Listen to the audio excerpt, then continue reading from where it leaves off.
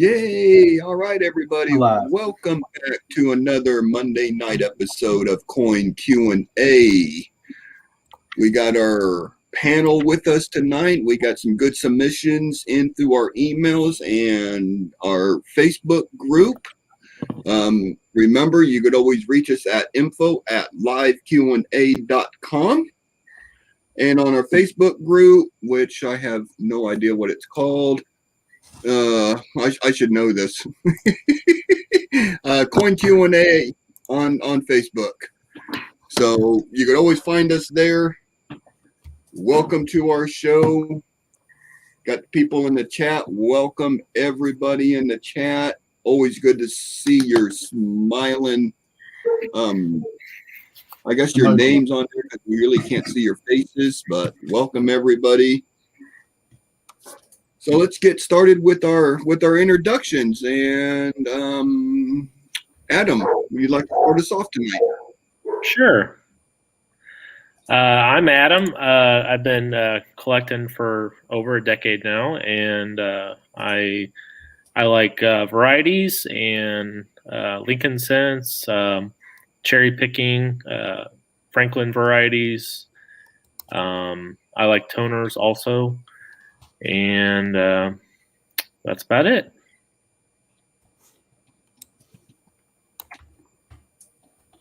All right. Mr. Jeff Stanley. Hey, I guess I'm next. Yeah, my name's Jeff Stanley, and I've been, let's see, my tenure collecting now is I'm going on, let's just call it 35 years since I was a kid. And I collect everything from Lincoln Wheats, Lincoln Memorials, Indian head pennies. Those are pretty special to me. That's one of my new specialties. Jefferson nickels. I like nickels of all I guess shapes and sizes or whatever. I like them all. And then I go, I collect a little bit of everything. I go on up into some of the more expensive series, your bust half dollars. I've been into those lately, and don't go into dollars too much, but pretty much if it's round and it's metal, I collect it. All right. Thank you very much, Jeff. Sean?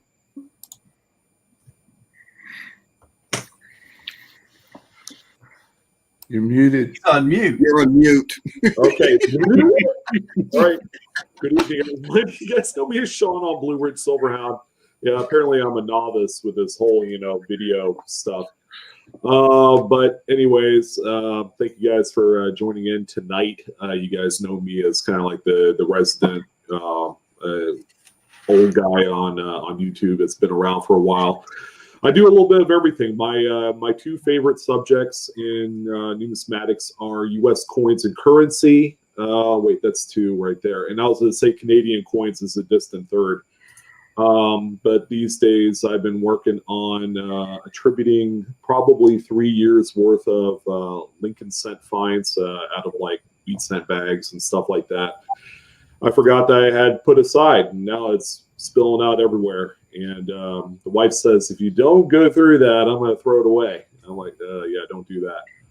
Anyways, that was an unnecessary rant. Thank you for joining, and on to the next person. Mr. Shea. Hi. I found the mute.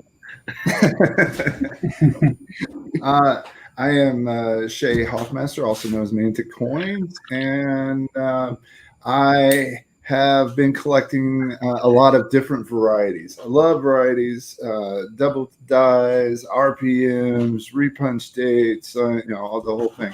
I've been learning about errors the last year, I guess, and so still have an uphill climb with that, and Paul is helping me, and all these panelists are helping me, and you guys are helping by sending your questions in and making me think about it. I love the 2 cent series. I've spent a lot of time on half dollars and quarters and Lincoln cents, and so Lincoln cents has been the latest series. I've been working on documenting a bunch of the varieties for that for the last year, I guess. And glad you guys are here. I love to see everybody coming back every week. It's awesome. And to all those new folks, glad you're here. Welcome. All right. Thank you very much, Shay. Thank you to all the panel members that were in here tonight. I'm your host tonight, Eric Bartholomew, aka Blues Coins, and I'm a variety and error collector. And among that, I've also putting together the sets for the pennies, nickels, dimes, quarters. So that's been a lot of fun, and trying to track down coins that fit the grade that I expect for my books. Got a YouTube channel. It has been inactive, but hopefully that will change. I say that every week and still nothing has changed, but always like to throw it out there. And that's it. Welcome everybody. It's always a pleasure to see you here. We got some good emails tonight. We got some good topics of discussion that's going to happen at the end of the show. And we also got something special, and I'm going to turn it over here to Deshaun. Well, if you guys thought that the funky Morgan dollar that we had on here last week was pretty special, we for some rhyme or reason we're coming across some pretty amazing submissions from our viewers, and we have another one this week that we are going to share that will just knock your socks off. Stay tuned for that. That'll be coming up toward the end of the night to kind of like cap it off. Yeah, it's pretty crazy. It's a crazy error. And by the way, I also want to let you guys know we do have a bye week next week. Is that right, Eric? Yes, sir. Okay, we do have a bye week, so it'll be 2 weeks out before you get to see another live coin Q&A. But keep them emails rolling, ladies and gentlemen, and stay tuned for one of the craziest things to come across the emails here in the last 2 weeks. Yeah, pretty nuts. All right, that's it. All right, that's our resident hype man, Blue Ridge. Always appreciate his knowledge.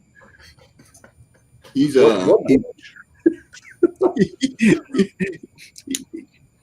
he seems to be a special kind of person when it comes up to hyping up a coin. He's got the knack for it.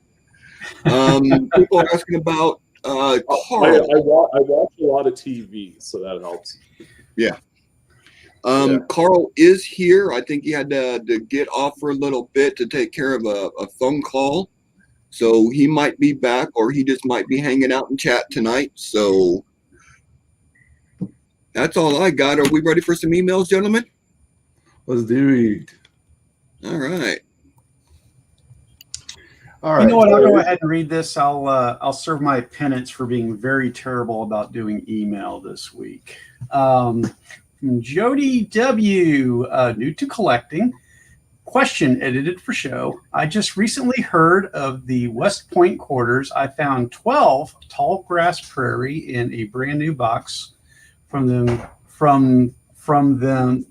bank. It was a whole box of brand new quarters, very shiny. Most of them are in perfect shape. I do plan on trying to sell coins on down the road, fall, autumn time. Should I spring for a PCGS membership right now and send them in for grading while the high grade ones are still being found? Or do I sit on these puppies since there were only 2 million in circulation? Also, what is your advice on new boxes of 2020 pennies? Should I go through all of them and look for varieties? They are so pretty. I hate to open them, but then are they valuable in the rolls? Additional email. My cousin Charlie and I split the quarter box up between us and started unwrapping frenziedly, and we found 12 West Point quarters. Wouldn't it actually be better to have a couple coins in each grade? So lots of questions, right? No pictures. Okay. I think, new boxes of 2020 pennies. I love looking through them because you can find cool stuff like, struck throughs and other things that you might be the first to find a brand new variety that's never been found, and gives you an opportunity to send that in and get your name in on the websites for the attribution. So that would be the reasons why I would look through them. It might be a while, sometimes when those new boxes come out, they can be worth quite a bit rolls wise, because some people just can't get new rolls. And I think that kind of wanes away after a period of time and then comes back some point in the future. I don't know how long it has to be, but if there were to be varieties found, then of course you might be sitting on some, lucrative amount for having fresh rolls unopened. But that's up to you. I love finding varieties in there, so I just can't stand to have an unrolled penny roll in my house. I don't know. What do you guys think? Did Jody specify if these were Philadelphia's or it No. up in the, No, I looked for that. I was gonna. yeah. Because as we know, 2020 is the year of lots of mid errors, a lot of strike throughs, especially, and you see it very prominently on Philadelphia struck coins, and the 2020 Lincoln Shield cents. Philadelphia's, I would say, are not immune to it. I've come across a few pretty wild strike throughs on those particular dates of pennies. But yeah, I would certainly go through them. Right now, if you wanted to sell a $25 face box of 2020s, I think the market's like $50 to $55, on eBay. And personally, I would say it's hardly worth the time and effort and shipping and fees and all that to sell it for double face when you'll net out a few bucks at the end. So I would say, unwrap them. Have fun. I think there's even a few varieties that have been found. We can thank Chuck for that. He buys tons of the new coins when they come out. My thought on that is the 2020 pennies. You could always open maybe some of the rolls and then keep some unopened. You could always do that too. And then maybe sell them in the future. Somebody might want some. So just a thought. And I'm kind of on the fence on both ways with them, opening them or saving boxes. I like to save a sealed box of all the years and just mark it and put it on the shelf. The reason I do that, one, it's $25. I'm really not going to miss $25 out of my account. I find that many aluminum cans on the side of the road every day. So I always like to put a box away, and then I like to get a box and then just go through them periodically. And just when a new variety comes up or something like that, then I kind of have an idea of what I need to be looking for. And so I like to do both. I like to open up the rolls, but I also like to put a box away for years down the road. If a new variety, if a big variety is found on them, 2 or 3 years down the road, those particular rolls will have a higher resale value in the long run if there is a major variety to be found with them. So I'm back and forth. I do both on the new pennies. I was going to say, going back to Adams, I don't know, I play my odds a little bit with the new box. I might have a little bit less patience with a box of Denver, which is, for some reason, we got when I was able to get boxes about this time last year is when they cut us off. My last boxes were 2020 Denver, and when I got those boxes, I realized I had 2 of them. I sold them outright. I sold the boxes outright because I wanted to go ahead and just flip my money for them. Because I don't do that.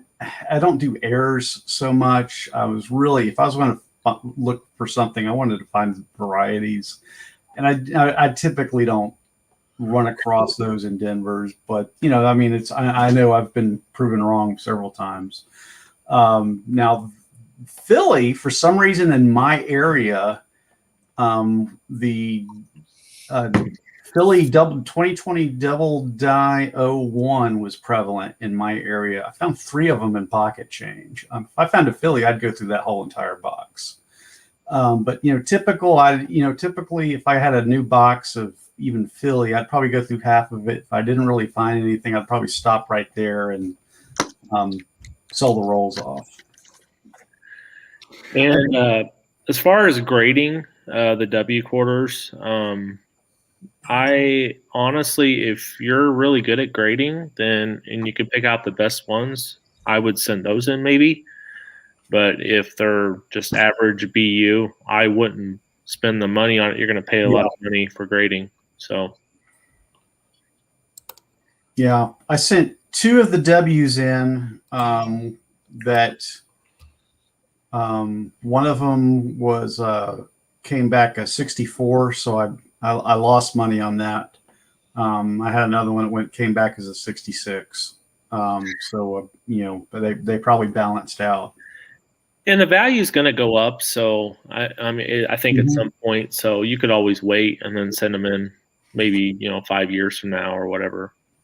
I loved it in 2019 when I was able to buy like MS66, W quarters for 25 and 27. I know. I wish I was back in the day, and I was like, okay, I'm going to get a couple of these and hold on to them because I'm getting them for less than the slab cost. Yeah. And so I picked some up, and I have those. But I also found probably a couple, maybe 50, 60 W's that I have in my collection from that time. So, but I definitely enjoy just buying opportunistically buying a couple of already slabbed varieties and then compared them to my coins and realized that mine weren't even that good, so why send them in? Yeah, I did the same thing. I did couple I sent in where I got the 64. I got rid of that, and I was able to, with the same price, my submission fees, I was able to get a 66 of that particular one. The one that's killing me that I can't find for some reason is the American Memorial in 66. Sean was talking about that the other day. Those are expensive. Those are tough. I have 2 of them. I found 2 of them in the start, in the beginning. So at least I got 2 of them. Thank goodness. Yeah. Yeah, have you guys seen the raw coin prices for yes, the Memorial Park? Oh, I'm like crazy. They came out of nowhere because I remember I think it was as recently as like during the holidays. Any 2019 West Point quarter that you could get a hold of, it was like $6 to $10, and American Memorial was one of them as well. And then now all of a sudden the American Memorial is up to like $30, $40. And I'm like, I knew that was not going to last. But these are for kind of like BU specimens, the type that you would find like first week of issue.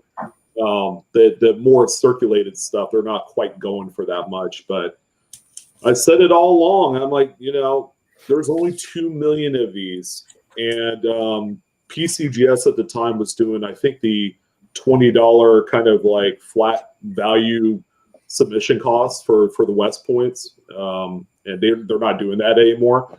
And there's no more West Point quarters. So I mean, if you could hang on to these things are going to be a pretty nice future investment.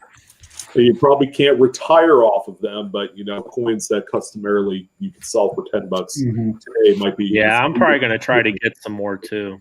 Yeah, I bought a full roll during the holidays. Wow. Yeah, look at that. They're all hiding at my house in case, All 2 million of them. That's going to be an expensive binder one day, Shay. Yeah, I when you said that the other day, I was like, oh, I think I have some of those. And I was like, okay, I have 3 pages of American Memorial Parks. So Wow. I need to go sell some of those, I guess. You're the one holding out on those.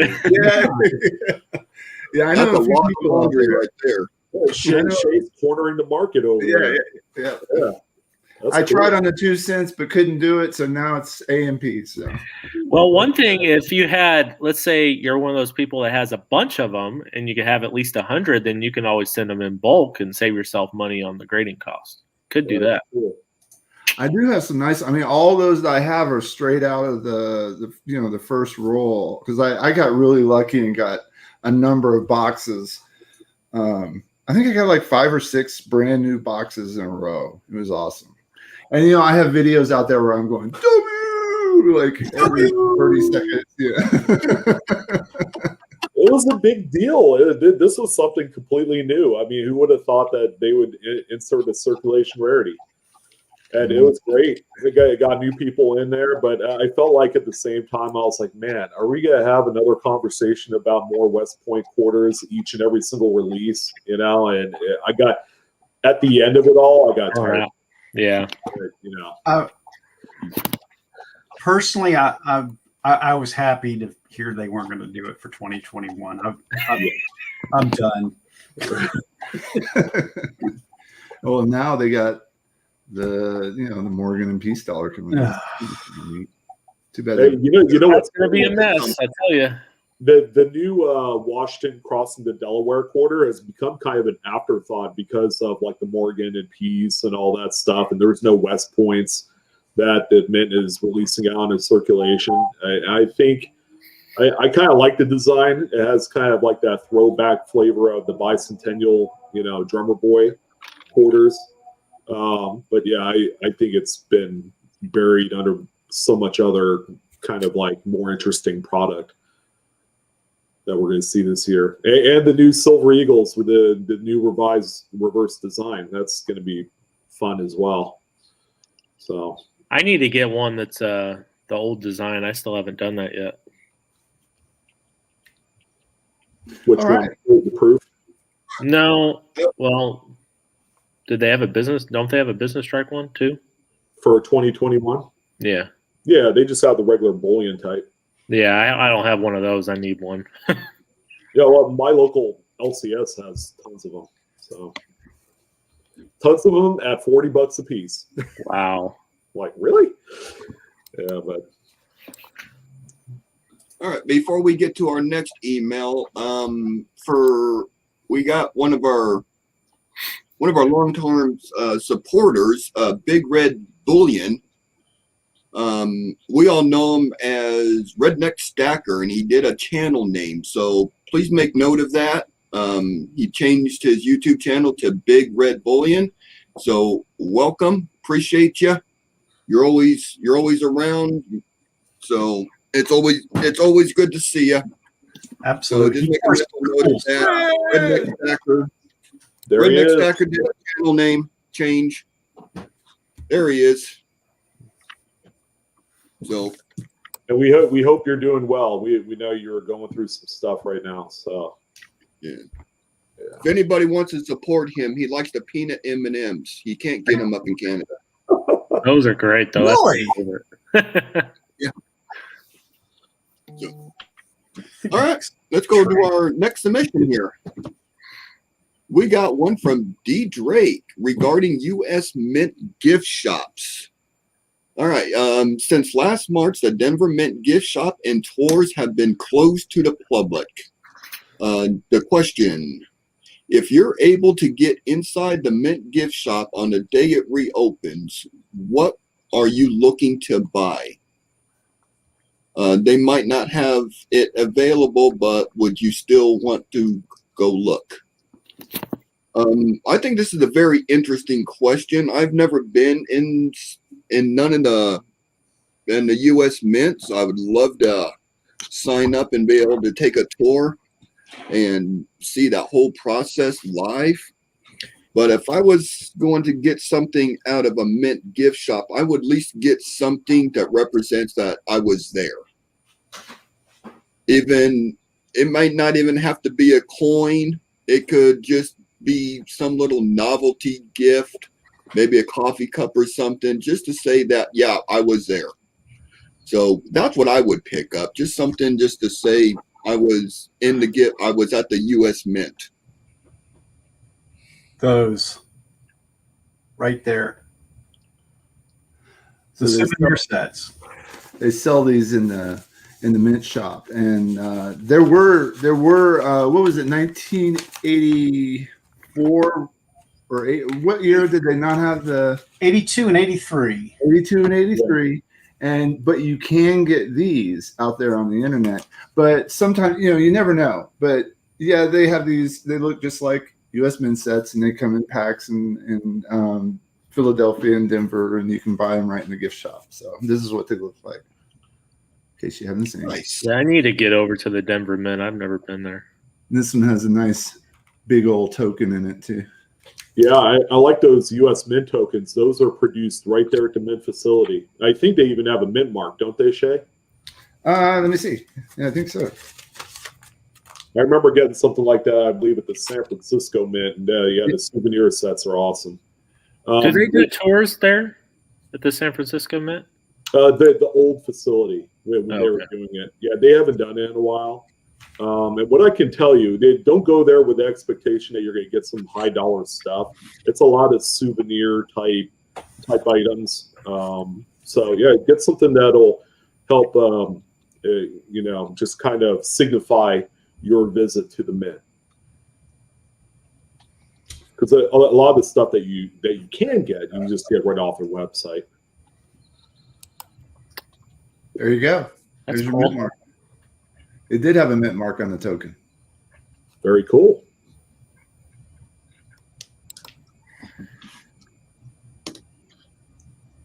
Neato. And they made plenty enough of these, because I find a lot of these in my local dealers just kind of like token bin that they sell for like 50 cents to $1. Of course, they're all kind of beat up and stuff, but you keep them in their original souvenir set. It's really neat.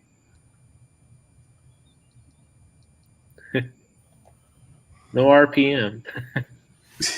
Yeah. We're all looking. I gotta look at that thing just a little bit closer. What's going on? Oh, he's checking. Hey, Tim in chat, not a huge market because they are quite plentiful. Yeah, the two sets that are that are worth the mention are the 82 P&D and the 83 P&D. People use those to, I guess, fill out their albums with truly uncirculated coins. I have to tell you though, the quality on them is not the best. At least the ones you can get from somebody on eBay or whatever. I'm sure they've been picked over, and the best ones have been opened up and submitted.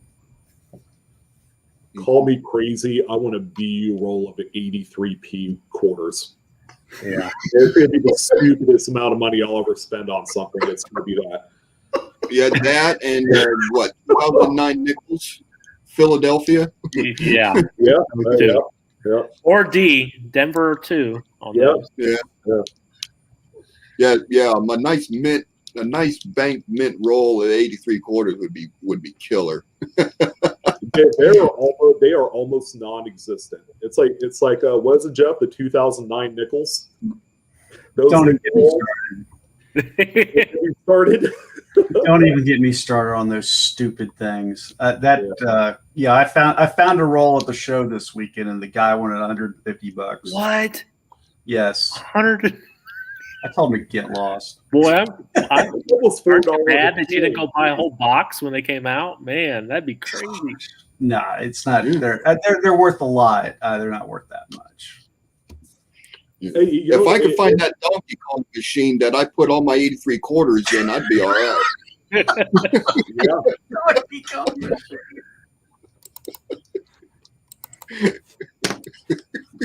want that Donkey Kong. Yeah, I was feeding those machines back in the early 80s. It was bad. Yeah, I was kind of the pinball maniac back in the 80s.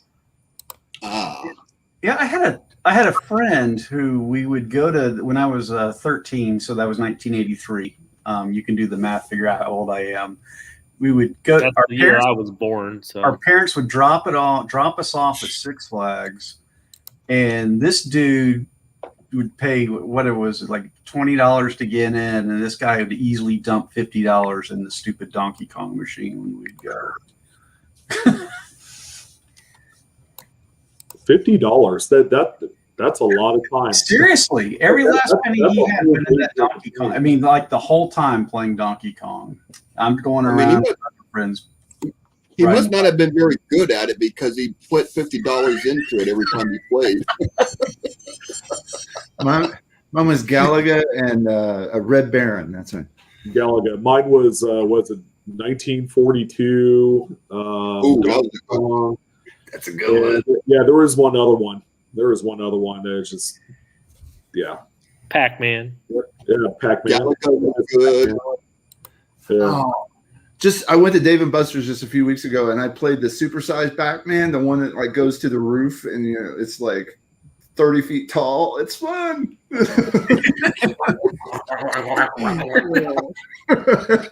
in the whole place is watching play. I wish I got that on video now. Well, it's crazy. You go into arcades these days. You need you pay by a card, right? Like you put points onto a card, and you don't even know what that kind of like that dollar value is when you play a game like that big tall Pac-Man. It could be like $2.50. I'm like, man, that would be so pricey. That's like going to the casino and playing the slot machines. Yeah, it is. It might as well be. I mean, not only do you not see how much the game is, you don't know your card's empty until all of a sudden it just stops working. So yeah.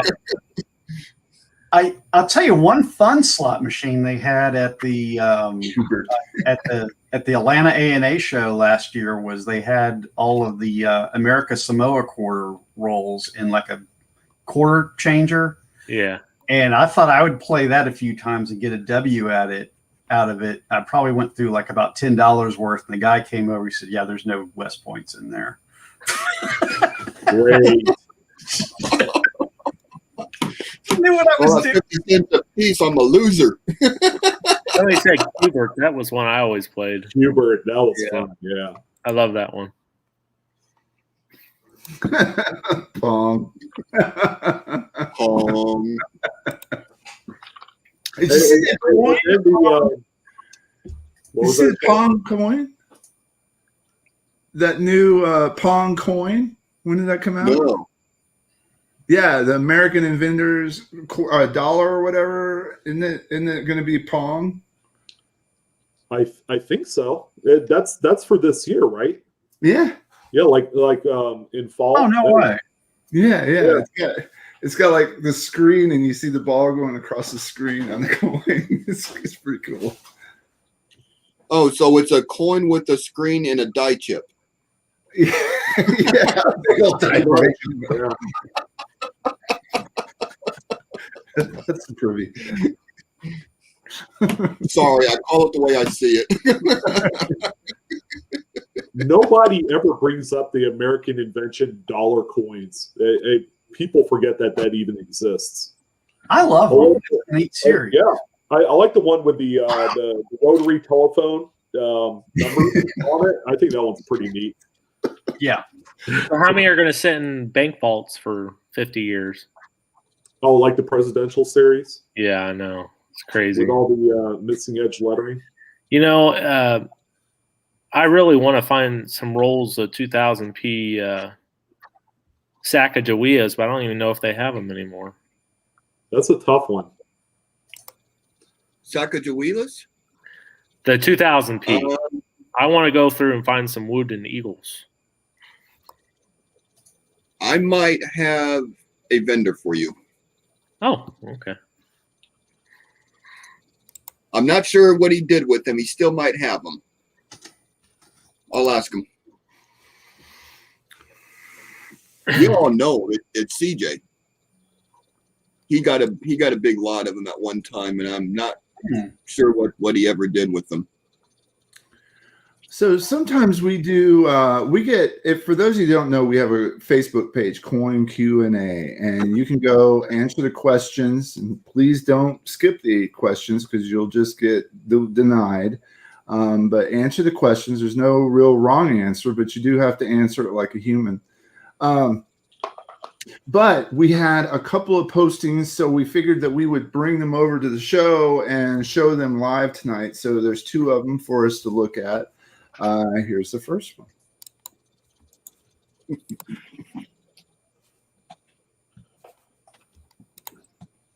So let's see, 1963 Lincoln, wrong planchet. I have another one that looks like this on a 53 Wheatie, but it's not as thin, still 2.3 grams though.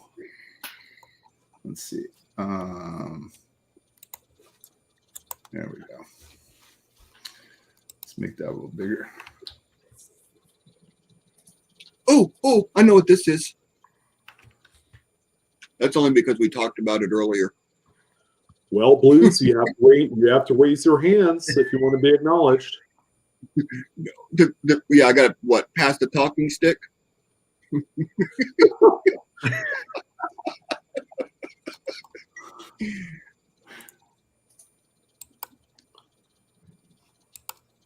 $1.4, huh?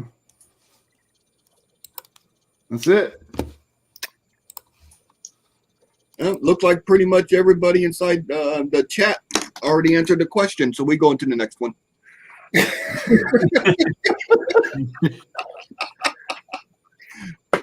We are training you guys well. You already know what the answer was.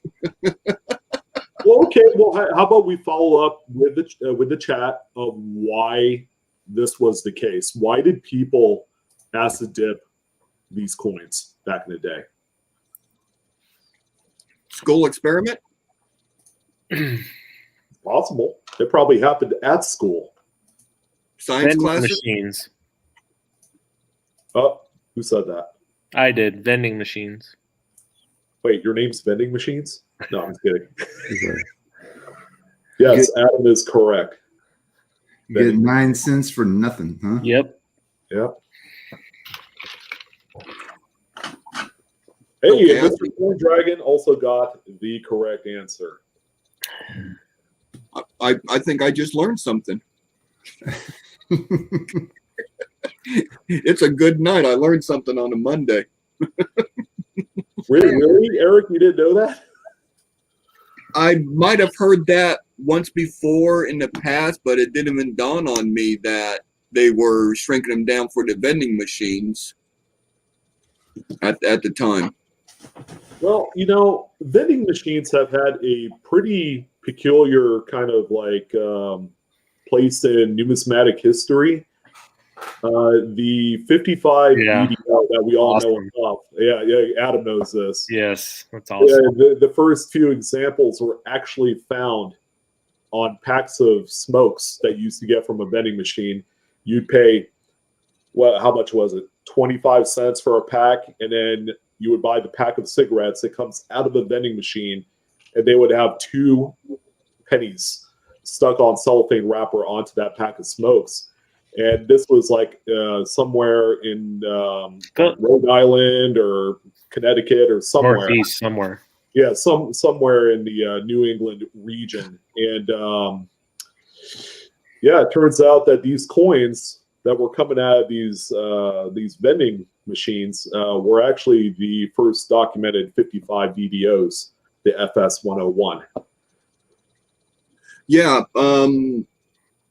because I saw an article about that years ago. The packs of cigarettes out of the machine were like 23 cents, but machines didn't give change. So you put your quarter in there and you got your 2 pennies with your pack as change. Yeah, Lucky Strike. That's what Lucky Strike cigarettes. That's right. Yeah, there we go. Yeah, the Lucky Strike packs. I believe that was who was that? Q. David Bowers that shared that story.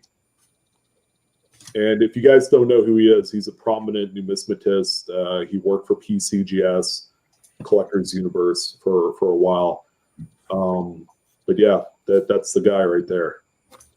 You imagine finding one of those machines intact with the cigarette still in it, Oh my untouched? God. Don't get me started. Yeah, I've gone down that rabbit I hole. wonder how much that would cost. I wonder how much that would be worth. A lot. Yeah, I mean, apparently it wasn't out of the question to get 2 FS101s in a pack because it may change in 2 cents. So it's been reported that you found 2. And they'd be red, right? Red BU. Absolutely, brand spanking That's new. crazy. so, maybe there's some warehouse out there with an old cigarette machine and one of those packs got stuck in the back and you could buy the machine. No, I'm just kidding. For all you hunters You out could buy the machine. Yeah, you could buy a bunch of the machines with what you found on the pack. That's Don't worry. I've already searched the internet. I scour. I have eBay searches, old Lucky Strike cigarette machines, and they just don't come up very often. So if you have a DeLorean that can go back in time, Yeah, exactly. 1955, to hell with the sports almanac. Go find a Lucky Strike machine. Yeah, exactly. Yeah. Yeah.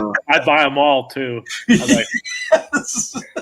I would get all the silver I can at face value and then wait for the silver spike in the 80s and cash it all in at 5,000% above.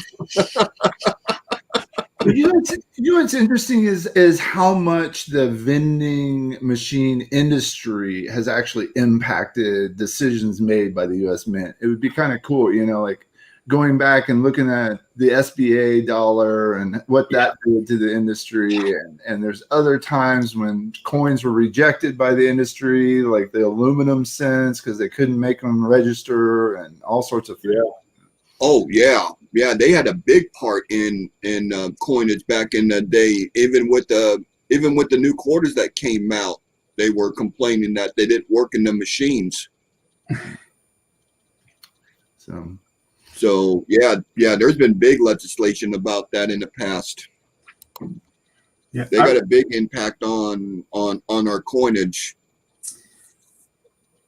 I remember in 4th grade, one of our little reading modules, they were talking about the redesign of the dollar, going to the SBA, and they were talking about why they're doing it, and about how this was for Coke machines and stuff like that. They had pictures that, all the mint literature with it and everything. It was really cool. I kind of wish I'd held on to that little article, but you don't think of that when you're 9-10 years old. I know that SBA was confusing a lot of the cashiers. Oh, here's your quarter. Oops. Oh, they still do. I don't know how many arguments I've gotten into when I'm like trying to unload like some golden dollars or something like that, trying to convince somebody it's $1. No, it's not. That's not $1. Take a $2 bill into a convenience store. They'll call the cops.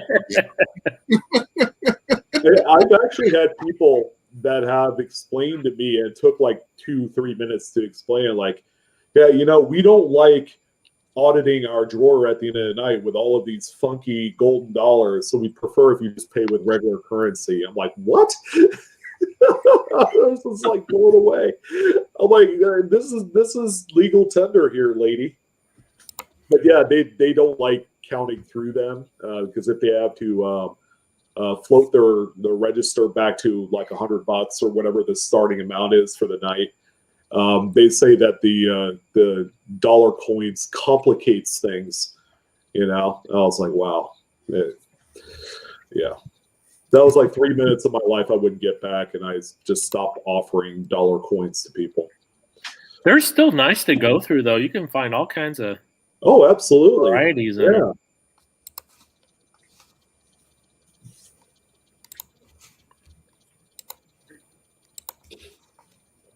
All right. You got another one for us, Shay? He's getting one. Yep. Here it is. From Scott S. 1949D Franklin Facebook coin Q&A post. A 1949D $50 Bugs Bunny new discovery, I believe. I bet Adam's going to have something to say about this. Yeah. Yeah. What's up, Doc?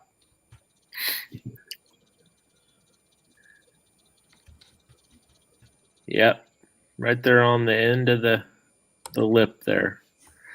So 49D does not have anything listed as far as a Bugs Bunny goes. So this could be a potential new listing. So I've already reached out to him and sent him the information contact Franklin lovers. The guy he's hard to get a hold of sometimes, so it might be interesting to try to get a hold of him. But that's where I would send it. If you can't get anything there, you could try going through Connecta and seeing if you can get a hold of somebody there that might attribute it. I want to see the reverse. Is there a reverse? Yeah. Ah. Did y'all see that our watch count went down because everyone just trolled over to eBay real fast? Looking for vending machines. They're looking for vending machines and 49D Franklins.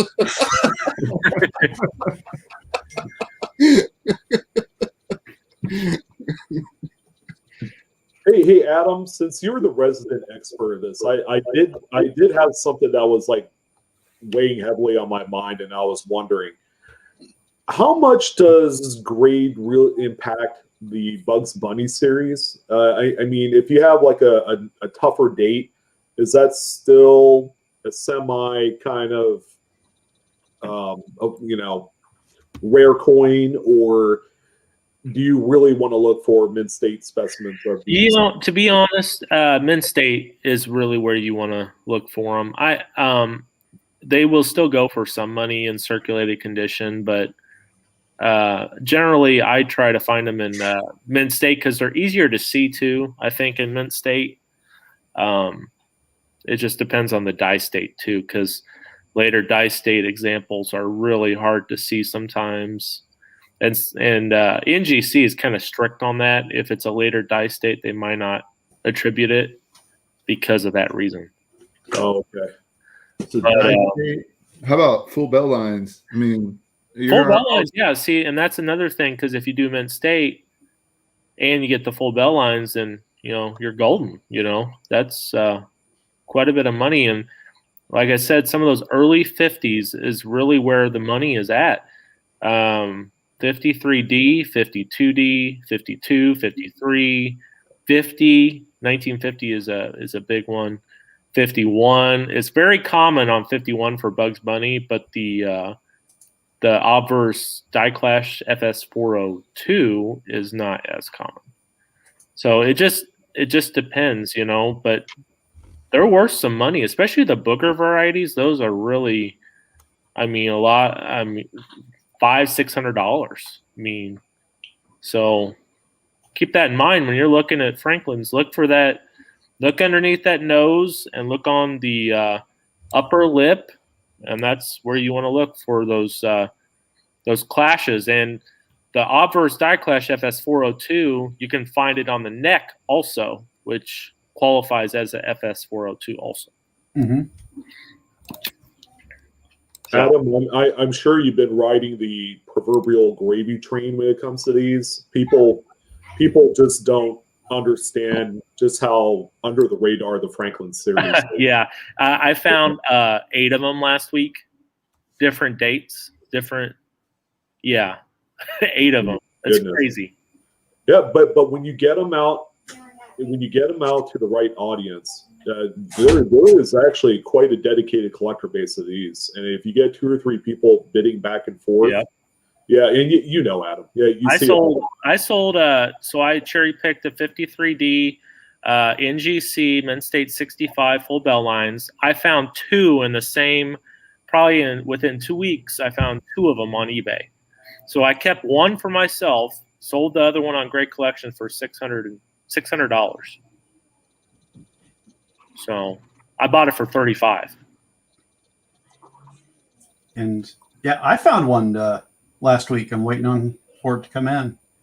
That's the 55, right? Yeah, that's the 55, but it's toned. 65, pretty nicely. You get a 65 full bell lines on a 55. It's full bell. Full bell it's line. Probably at least a $200 coin. I'm being completely honest. So. Yeah. I'm happy with what I paid for it. Don't think, it's just a 55. It's common. If it's a high grade, I swoop it up, get it. Because I just cherry picked one the other day that was in like some was it a SEGS slab or something, SEGS or something. All right. That just goes to show the treasures are still being found. Yep. Mostly by Adam, but they're still being found. All right, I'll take this next one here by Scott. We have an 1865 3-cent nickel. Hello again. I have another interesting coin I would like your opinion about. I went back to my LCS and went through the rest of his 3-cent nickels and ran across a few more RPDs. Can't even talk today. But this 1865 with a repunched date appears to have a 5 punched into. Dun, dun, dun.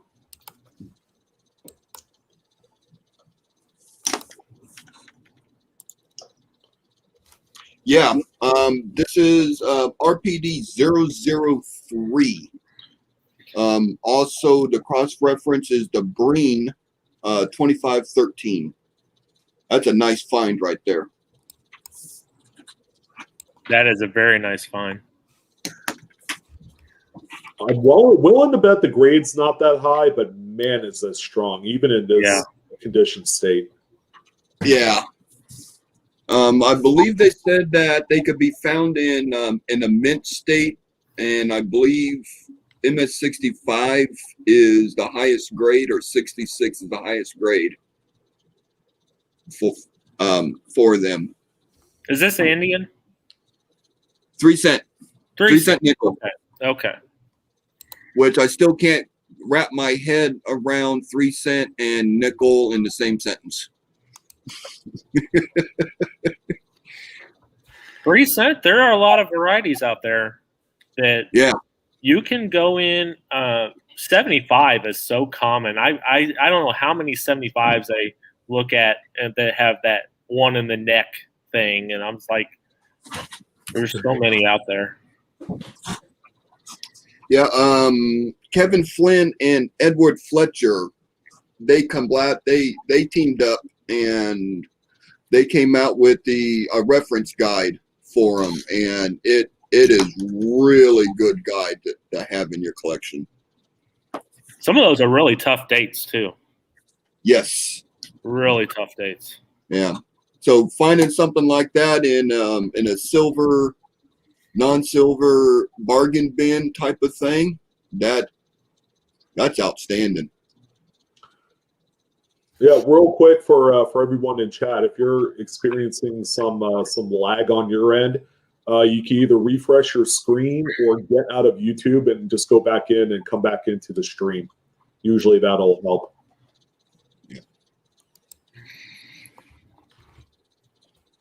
It's fine, Scott. That's a nice find. Very nice.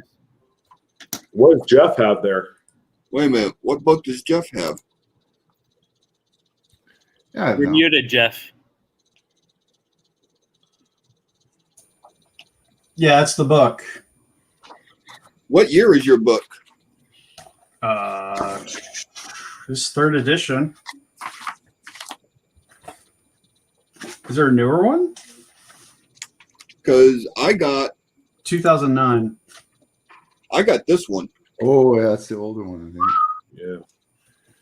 Yeah. Spiral bound. Yeah. God, I wonder how much some of these books are going to go for, like 20 years from now, because they're just harder to find now. Some of these books are just hard to find. Yeah. These books, they can be found half-price books. You can find them on there. I pick up all of my stuff on eBay, but I've been searching for books for years, and I know a good deal or an outstanding deal when they pop up, and I snatch them up real fast. Is there a Barber dime book?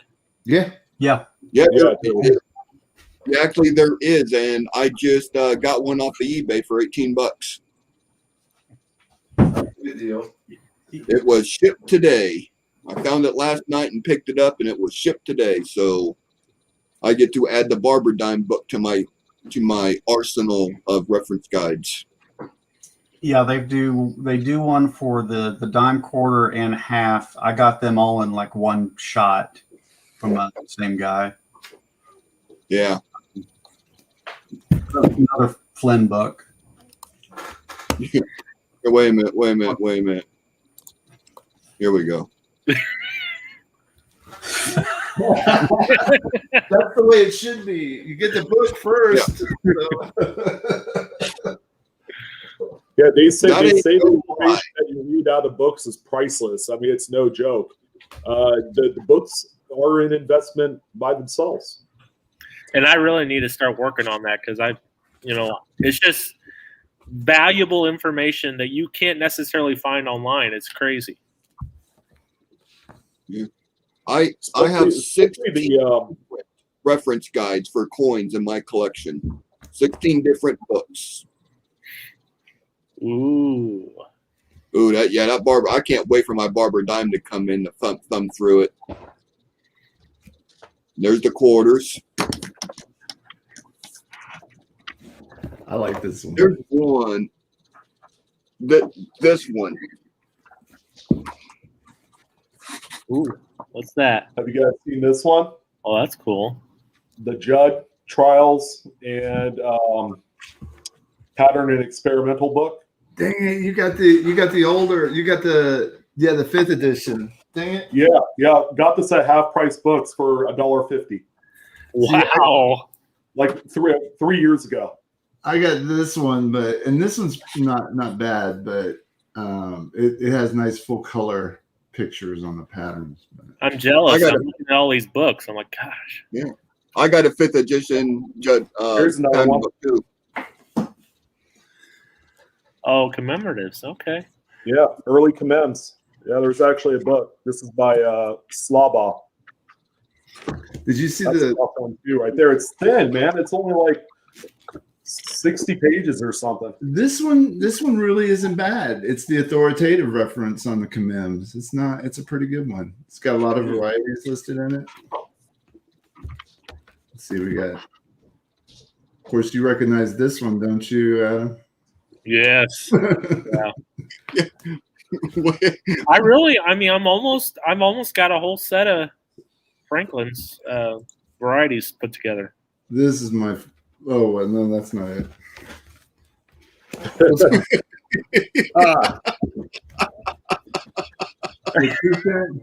Mine is bigger. No, mine is. This is my favorite. Matte proofs. That's the one I need. Beautiful. Wouldn't that be funny if you going through a roll and find one of those just out in the?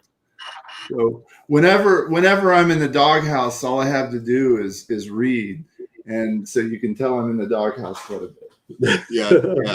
He's in that doghouse a lot with his flashlight. I'm sure Jay has probably said, "What you get send me to my room with all my toys and stuff." Yeah. That's funny. That's not a punishment anymore. Go to your office, okay?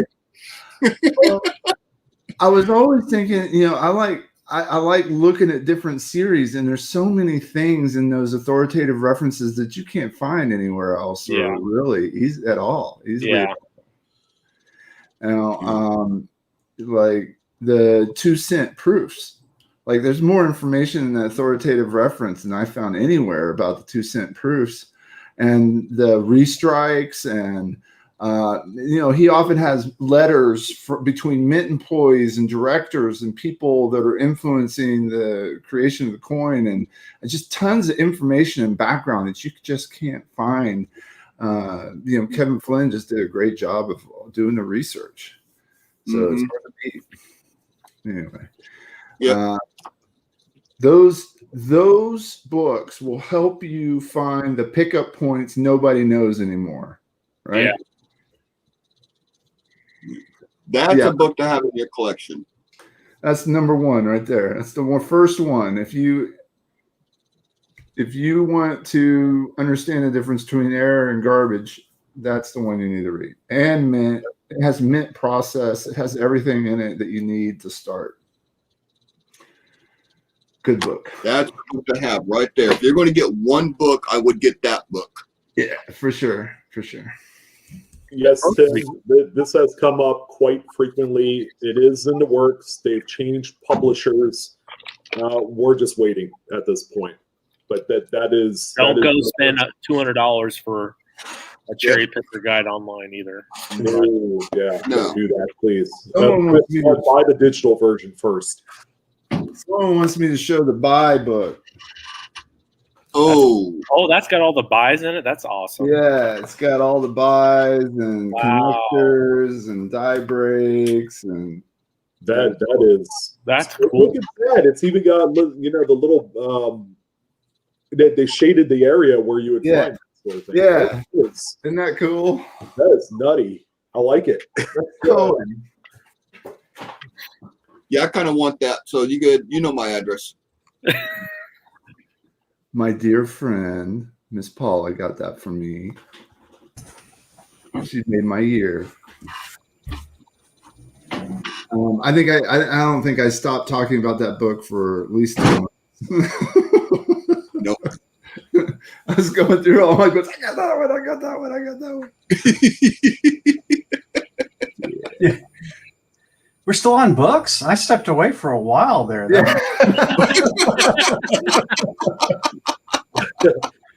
Oh, I tell you, Yeah, we went down a rabbit hole. we Sorry. did. We No. We kind of do that. We get off on a tangent on something. So Hey, books are a real addiction. People make a lot of money off of them too. Yeah, they do. well, that one's addressed to somebody. Okay, I'll read this one. So this is from Scotty. No info found. Hello, Sean and panel. I ran across this variety, but can find no information on it. I have no idea what the date is or what it might be worth. If you could possibly help me, I would greatly appreciate it. Thank you for your time.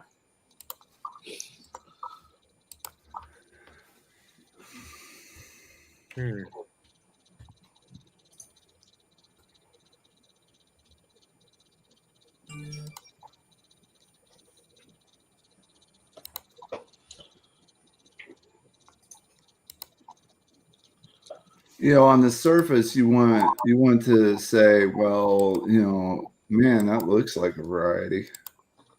But when you start trying to figure out what the coin is and then looking up references on it, so I first tried to figure out the denomination, and it looks to me like we got something that says 50C here. So $50. And then, you start looking at the design and taking a look at the date. Let me see if I can get a full picture of the date again.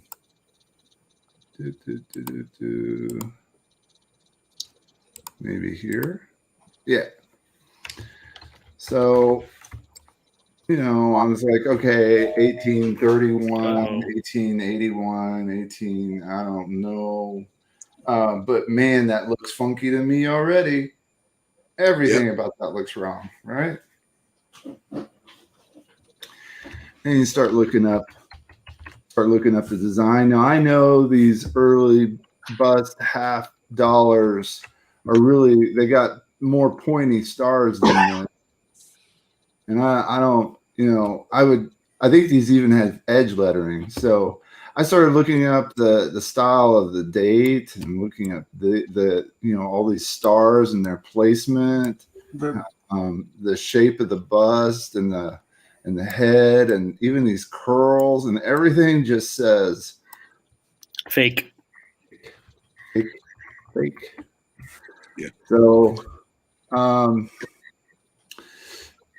yeah, this one is the 13 asterisks version. I'm surprised there's not a pound sign in there.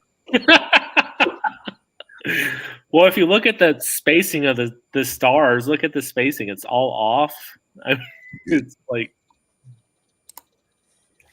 I did see a little write-up about this, and in 1831, one of the highest mintage for the cap bust halves, and it's basically the only mintage that no known varieties have been found in.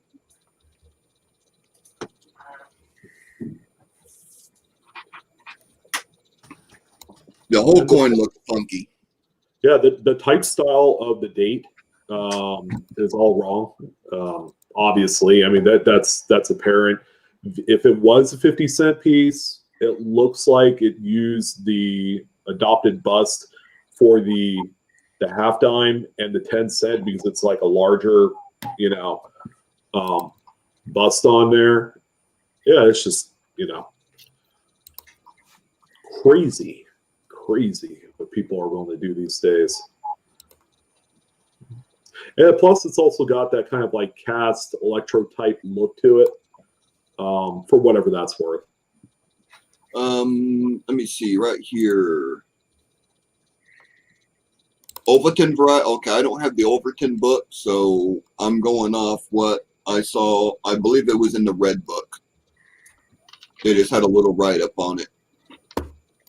So I stand corrected. Yeah, they got some Overtons on that bad boy. I had to look that up. Yeah, I'm going to need that website. So look at that. I'm gonna need this coin. Here, I'll put it in the I'll put it in the chat. This is a great site for any of you who's interested in bust halves. Even if all you do is go out there and kind of drool, but you kind of look at what the Overtons are. They're very interesting.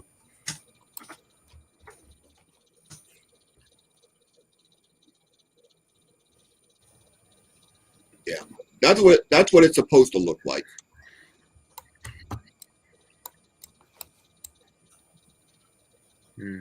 Yeah, there you go. I was trying to make. I mean, that thing was so bad. I was really trying to make sense of it. I'm like, wait, is that a dime? It looked just that right there. It almost looks like the portrait that's on the dime.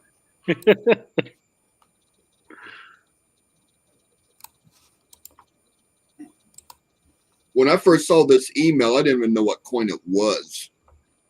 That's how bad it looked to me. I'm like, I don't even know what it is.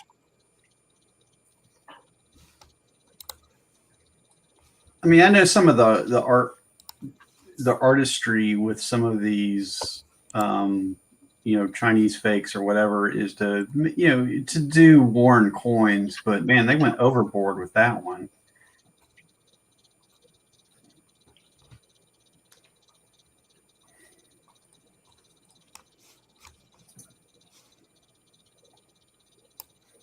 Shrink. Peekaboo.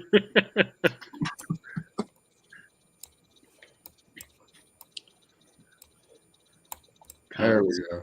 Oh man, now y'all have me looking at that website now. I don't need to look at that. That just makes me want to spend a bunch of money. The spacing between the two eights. I mean, Or the God.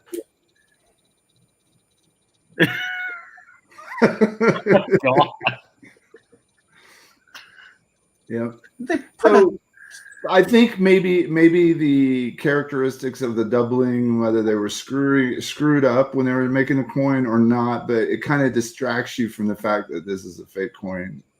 Maybe. I don't know. It'd be interesting to know if it's even made out of silver. Right. It might be, what do they call it, pop metal or German Pop silver? metal, a cast. Would this be a cast or is this struck, you think? It's either cast or an electrotype copy, which is pretty common with electrotype. It has that kind of pebbly surface to it. And on this one, it's most apparent on the reverse. With electrotype, of course, you have an entry point of where the shot goes into to create it. So you'll see kind of a nub on the edge or something like that. And we won't know because we don't have edge photos for this. There's supposed to be edge lettering on that year. And the reading just looks like, I mean, the edge just looks really bad. Yeah. Yeah. Well, I look at the denomination now. I'm like, I look at it for a second. I'm like, oh, that's 25 cents. And I look at it again. I'm like, oh, wait, no, that's a zero. It's got to be 10 cents.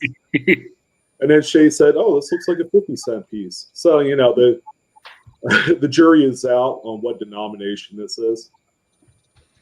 Nothing, actually. 0. Yeah. Or it could be a 20-cent, the long lost pattern 20-cent. Oh my gosh. Maybe. The sad thing about it is I'd like to have that coin from my collection because I don't have any fakes. Well, I mean, And some people do collect fake coins. I have a couple actually that I found in circulation. So Yeah, As long and as you I'd get like to them have free. fake coins from my collection. Just known fakes, just to have. yeah, I found a 31S red, and it was fake. Oh. It's I'm against owning like counterfeits and fakes, but I have a few, mostly for the educational aspect of it. I have a few examples of what an electrotype copy looks like.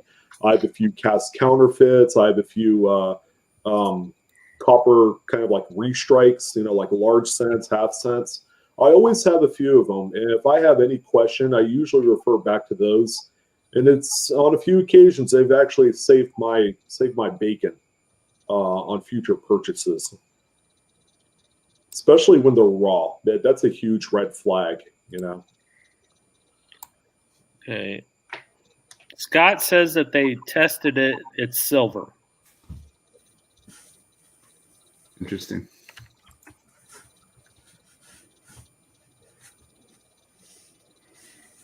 Did the dealer say anything else about it? I'd be interested to know what your local dealer had to say about it. What his thoughts were. And another thing to keep in mind, there is something called contemporary counterfeits. These are counterfeits that were made at that particular period in time. They're actually quite desirable. Now, if this was a silver and it was a counterfeit produced during that time frame in which these circulated, those in itself have some sort of like collector value to it. So that's another thing to take into consideration. It's like the earliest form of a Henning nickel, because those are quite collectible as well. Yep.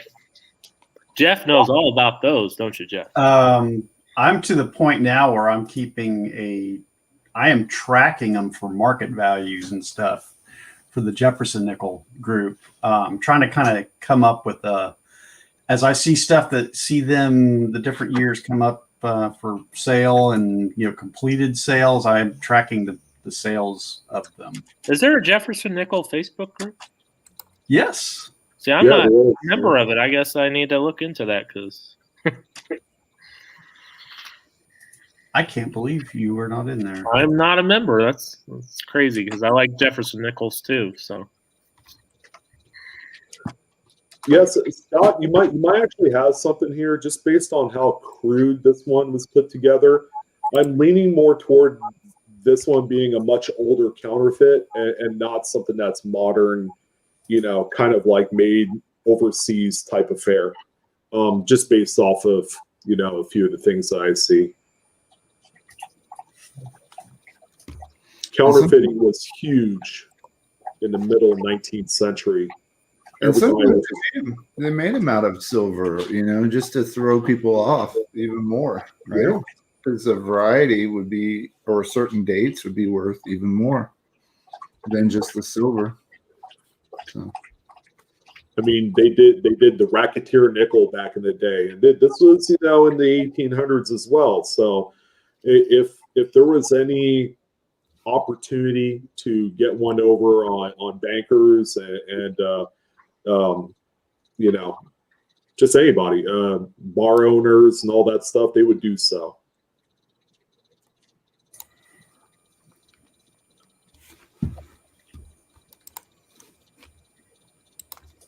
but thank you for sending that in. It's nice to show people what it's out for.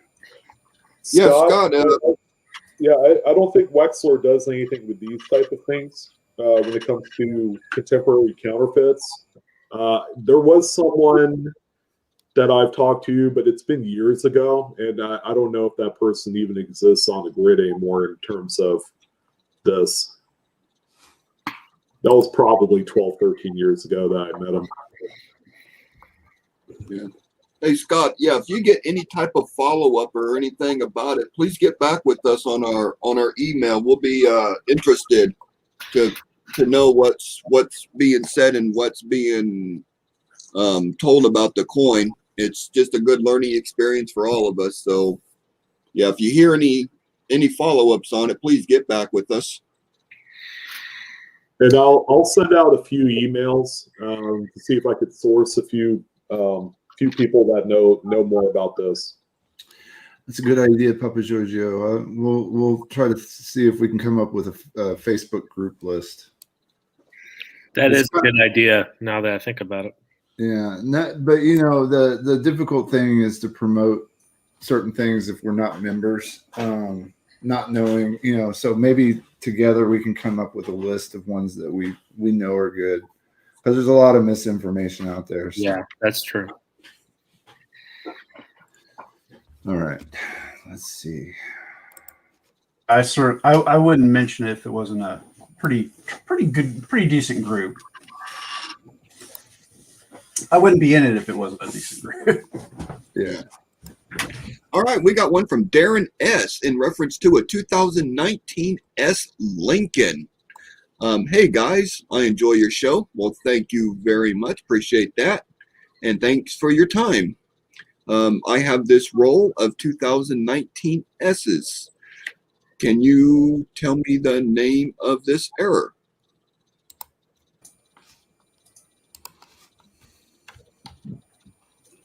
It looks like a little die chip with a crack. Yeah, it looks like it to me, like a die chip, and then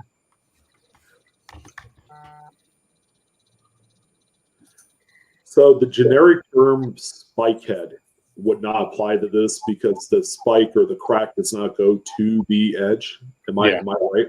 Yeah, that's correct. That's right. It does look like it has a little bit of zinc rot too, though. Yeah, and especially in this. It's hard to tell with the photos. Yeah, that looks incused. Looks like the copper is shining through in the middle, or not. The copper plating is gone, showing the zinc alloy underneath. And a little moisture, that is just gonna get worse, much worse. And he's got it still in a roll here.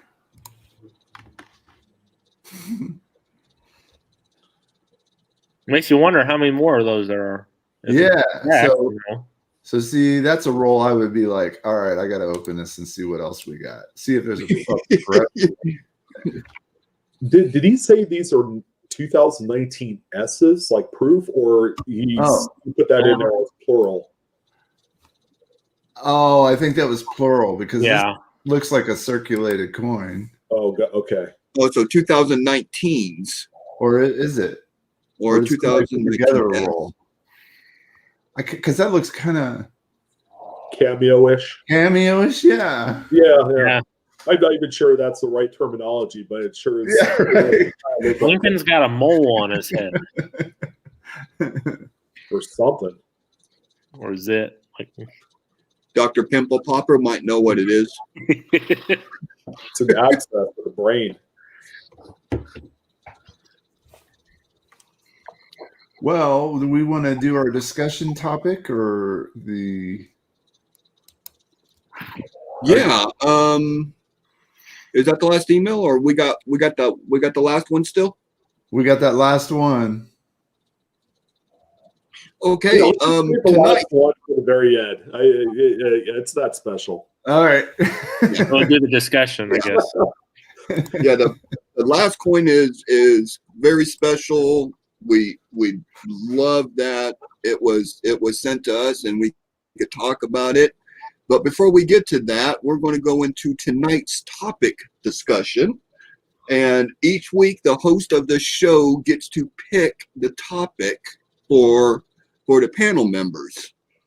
And this week, I'm opening up to the people in chat, and we are going to do chat questions. So if you have a question about a coin, stick it in the chat. And then we'll just start going through these questions and we'll answer them to the best of our ability. Remember, we're not going to be able to see a coin to determine what it is, but we're going to try our best, and we're going to get through this. And then the big surprise will be at the very end with our last submission. So I know there was one question in there, and it was from, let me pull back up here. No, there's somebody had the 99 Kennedy or something like that too. Yeah, it was from Nathan. He is asking about a 99D Kennedy. I was told mine was 10.5 grams. So a 99D, that's the a circulated or a uncirculated, whether you got it in mint packaging or not. If you got it in a box of $50, it's probably just a circulated clad, or it is clad.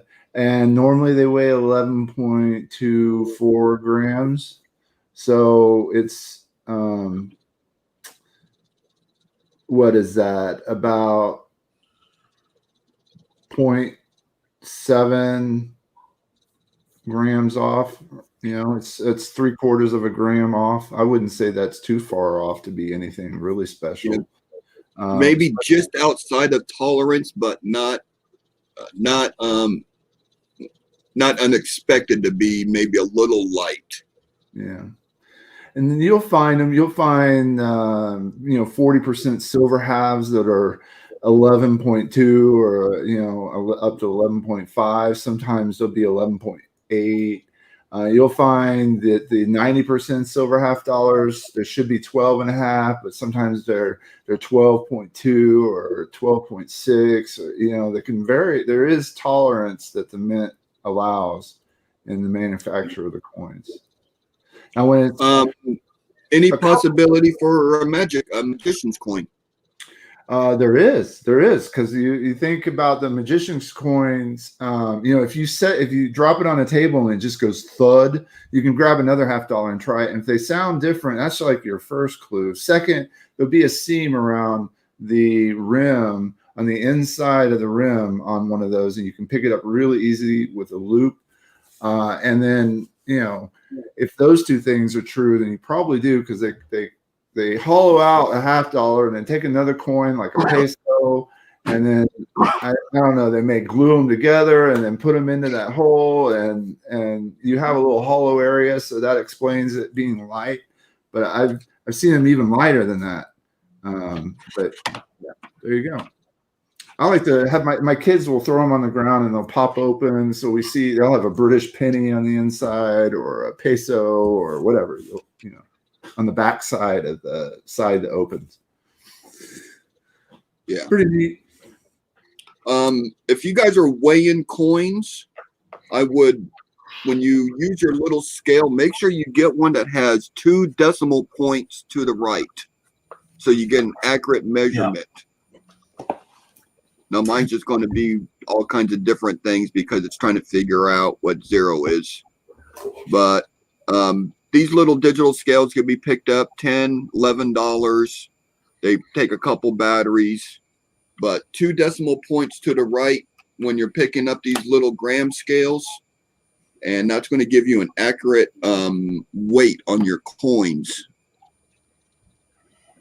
Talking about seams on coins, I wanted to bring this up because I actually saw an article. It's in the ANA monthly magazine. They were talking about somebody had, I believe they had submitted it. It was a buffalo nickel. It's the key, the 1913 S Type 2, which is a very tough, very expensive variety, especially in uncirculated. They had sent the coin in and it came back as fake. They were able to spot a seam where somebody had taken 2 buffalo nickels, probably like a inexpensive S, like a 37S, cut it in half, and then got a 1913, cut it in half, and married them up together, and they were able to make a fake. So if you're looking at a key date coin that's raw, look at that rim and see if somebody there may be some shenanigans in order on that. Very good. Sorry to die. I just had that. You brought up the scene. I got to thinking about that article that I had read this weekend. Spiked Head Die Crack. Amanda's searched a lot of foreigns. I know some of these guys have searched foreigns too. Frank too. We love double die varieties no matter what country they're from. So I love cherry picking varieties on foreign coins because they go unnoticed a lot of times. They're usually plentiful too. Yeah. There was one from Eddie, and he was asking if coins are found on Mars. And I know the answer to this one. They have been found on Mars, but only in the Walmart parking lot. It's a good place. So if you're ever on Mars, make sure you go to Walmart because that's where you're going to find the coins at. It's right next to road rat, right? They're probably stuck on the parking lot. And they all grade full red. I responded with funny. They all grade full red, even the silver coins. Red. All right, we got one here. What would be considered a middle-of-the-road USB microscope? I have a low end, and I'm ready for an upgrade. Our thoughts? Well, typically low end is like $20, and I'd say like middle grade is in the $75 to $100 range. These, I've had a lot of good luck. This is Optitechscope, and I like it because this thing comes out and I can look in my kids' ears, and and it's got a really sturdy base. And so I slide the coins around on this little thing here. I never have to move the scope. And it's got a fine adjustment and a coarse adjustment here. And, so you can take pictures of the coin. You can take this out and have one kind of high. And this thing turns so you can mount it on a book. So it's pretty versatile, right? But it shoots 1080p video if you want it. But now there's new ones coming out that are like 40 and 50 megapixel and 4K video, and those are I think are on the high end, a couple $100 to crazy stuff where you can go get an Amscope or some other brand of scope and spend thousands of dollars. Yeah, I got a USB 2.0 1,000-time magnification scope, and I outgrew it in 6 months. I am actually looking for a better one, and I'm at least looking for one that's at least a 5 MP on it, because that would be an upgrade, and it's not going to cost me 3 fingers and 6 toes to be able to get one. So Carl and I have both used the Celestron, which is a pretty decent, I would say that's middle of the road because you can pick one up for less than $100 or maybe right at $100. The caveat with it and a lot of scopes is the LED lighting is really, really harsh, and it's really difficult on uncirculated coins or proof coins. So I generally, if you marry that up with a, you can turn the light off on that particular scope, and then you can use an external light, and that usually does, like a desk lamp or something. That usually does the trick. That's halfway decent. I like that scope for pictures where I'm trying to shoot outside, like whole coin pictures. I still use my El Cheapo for varieties. It actually does a pretty decent job for that. Mine makes me mad. I want to throw it across the room sometimes. The what? Mine makes me mad. I want to throw it across the room. Yeah, that Celestron, it's such a heartbreaker because the scope is 5 megapixels. It takes beautiful photos, but man, that light is just terrible on it. It's just too bright.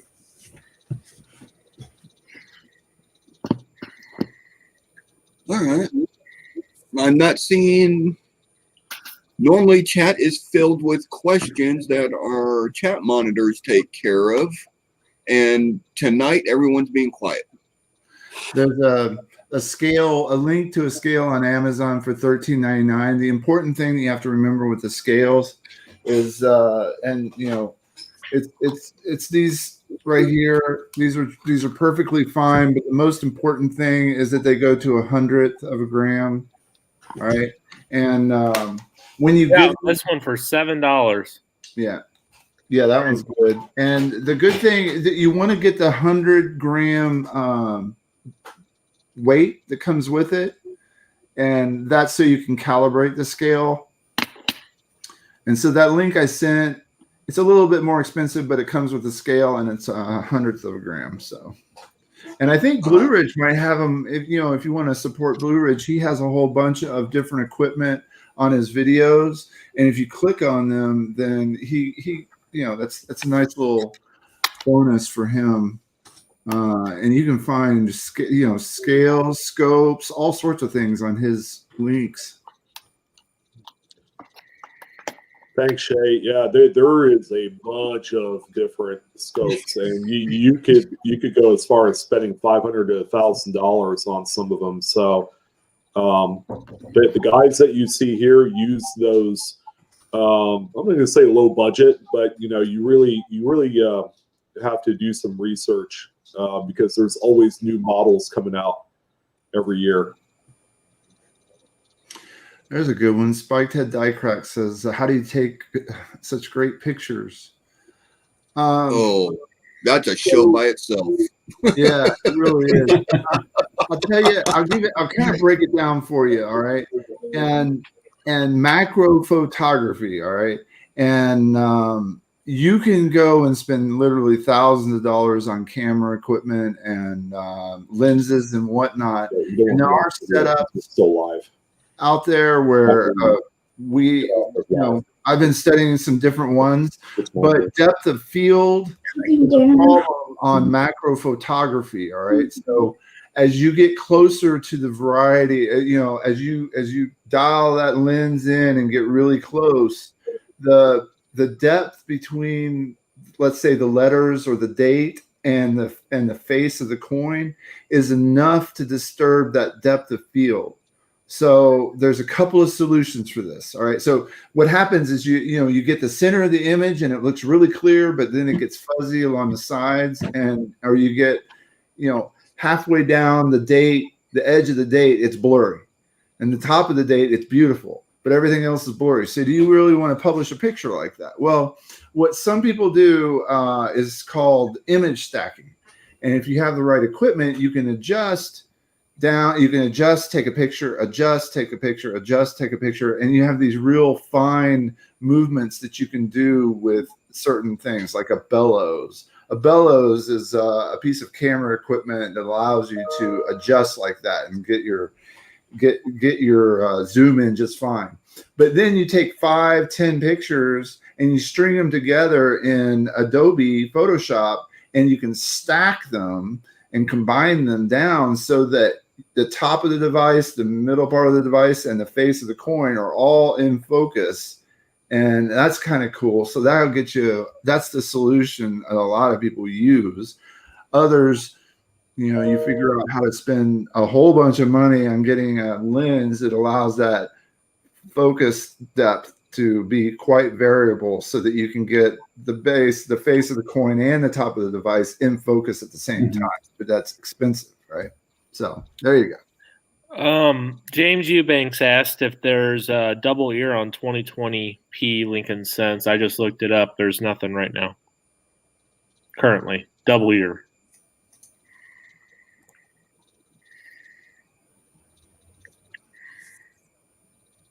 All right, who do you turn to or should get a coin graded? Is that just a pick or post on a group page? So we're quite passionate about this. If you don't know, don't get it graded. And that's as simple as it needs to be. All right. You need to educate yourself on grading, study, perfect it. Then you would know, okay, I should grade this or I shouldn't grade it. And of course, there's obvious varieties and errors and key dates. Those are kind of in a group by themselves, but you really need to learn what you're doing. I used PCGS Counterfeits quite a bit when I was first starting to do grading, and it really helped me perfect my grading skills on my Lincoln Sense especially. So there's a good book to have. Yeah. PCGS Counterfeits and PCGS Photograde. If you don't have, here's a good one too. That's fine. Right there. To go to ANA and sign up for a free class. Search on YouTube. There's PCGS videos on grading. The thing is, it's not a mystery. All right. There's an art to it. Yes. You wouldn't go just try to recreate a Van Gogh somewhere, right? Your first time out. You would learn how to deal with your paints and your colors and the brush strokes and what canvas you're on. You wouldn't just jump in and say, oh yeah, I can do a Van Gogh. All right. So the same thing applies in grading. You can't just jump in and say, okay, well, that's a XF40 and that's a MS63, and it's because of this, and it's MS67. Well, once you learn about a particular series and how to grade that series, then you can probably start doing that. And coin graders can do it in less than 5 seconds. Yeah. All right, and they do like PCGS. Those guys spend just a few seconds on every coin. They're making money. For a lot of us, it takes me, a minute or two to determine what the grade is. I flip it over, I look at the back, I look at all the points, and I'm like, okay, well, I think it's this. It's all the different, strike, luster, all the nicks and hits. It's all that put together. It's eye appeal. So that's why it's so difficult sometimes, because it's an opinion. So somebody might think this coin is a 66, but somebody might say, oh well, I think it's a 67. So it's just kind of but you want to make sure you hit that sweet spot, because if you don't, you're going to lose money. The grading class is really good for teaching different groups of series. Like they teach you how to grade portrait coins. They teach you how to grade other types of coins like walkers, where it's not so much like a portrait. It's knowing where on that coin the wear spots are going to be, or the weak spots are going to be. But it's also understanding where the marks can be. Real quick tip on grading a Morgan dollar, and that's even the series I specialize in. It's just something I know about grading them. Is you can have a bag mark that appears on the cheek on that Morgan. That is going to grade lower than if that same mark, same size, same configuration or whatever, that mark appears on the field out in front of the face. It's all about that focal point. If you've got marks in the focal point on that particular coin, that's where that subtracts points. Yeah. And if it, like, for instance, if it ends up like in a hair or it blends in really well, they won't mark that. That won't be affect the grade as much as if it was out in the field, in front of the face, behind the head, any focal point. That's where that those marks really hurt the grade. So focal point on a walker, totally different. It's, believe it or not, it's in the field east of Liberty. that's considered the focal point on the walkers. If you've got marks out there in that field, they will hit the grade harder than if they were actually on Liberty. And you can go to like Heritage, you can go to Great Collections, any of those auction sites where they have tons of graded coins, and you can actually look at the big pictures of them. If you don't have, CoinFax is good too, but it's good to look at NGC also, and see what they have, because every grading company, they're a little different. So one's a little bit more lenient than others. On my channel, I actually did a 5-part series on grading coins. Just a lot of basic information on the wear points of the coin, the high points, the low points, and everything. And that could be found on my channel. So I'm not trying to hype up my videos, but I did a series on them, and they are out there. I've had a lot of good reviews on them, so apparently I did them right or close to right. So information's out there. PCGS Photograde, CoinFax, NGC, comparing coins, graded coins to your non-graded coins. If you have a graded coin that's 65 and you have one that, well, that one looks better than that, well, that might be a 66. So also recognizing details graded coins, because you might not see a wheel mark, which is, those ones always kind of trip me up sometimes, is like an obverse wheel mark or a reverse wheel mark or something like that, because it's kind of hard to see. Yeah, so some graders will actually assign a details grade to like a planchet flaw. Yeah. So you also want to know laminations too. Sometimes peeling lamination. Yep. The big idea is don't get into grading right out of the chute if your only motivation is to make money, because you will get burned every single time. Trust me, when I started doing it, I got burned quite a bit. But you learn from that experience, and that's how you get better at it. So lining them up by the grade. So the thing I want to tell you is don't be afraid of it.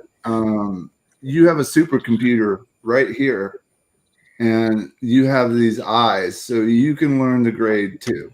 Yeah. Right? Yep. Anybody can learn it. Anybody. Yeah. And the grading companies are grading coins. Is it 7 times or 10 times, Luke? I think it's 7 times. no, that's 10. They are grading I love you. 10. Yeah. Yeah, they are grading the coins with a 10-time magnification. So if you're looking at your coin under 1,000-time magnification scope, you're going to see stuff that the grading companies are not going to see.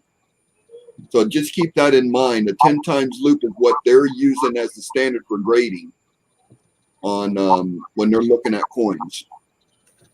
And also keep in mind that professional graders like a PCGS and NGC, some would say, well, their grading is all wrong. Keep in mind, there is a process in which that coin goes through 2 or 3 graders to kind of audit each other. So it's not something that, you automatically assume, oh, one person looks at it, it's done. It's 5, isn't it? Isn't it 5 total people look at it? Yeah. Yeah. It's supposed to be 5. Something I've heard 4, depending on. And then it usually goes to somebody that verifies it. Like a master grader or something like that. Yeah.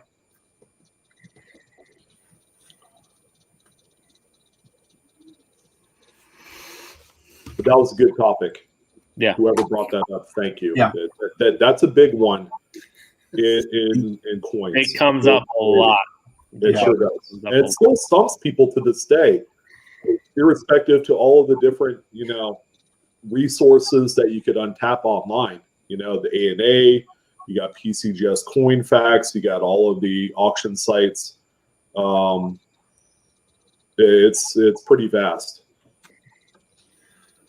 It probably took me a good 12 months to get the grading thing down, and you gotta feel flexible in knowing that it's going to take time to button it down to where you feel comfortable.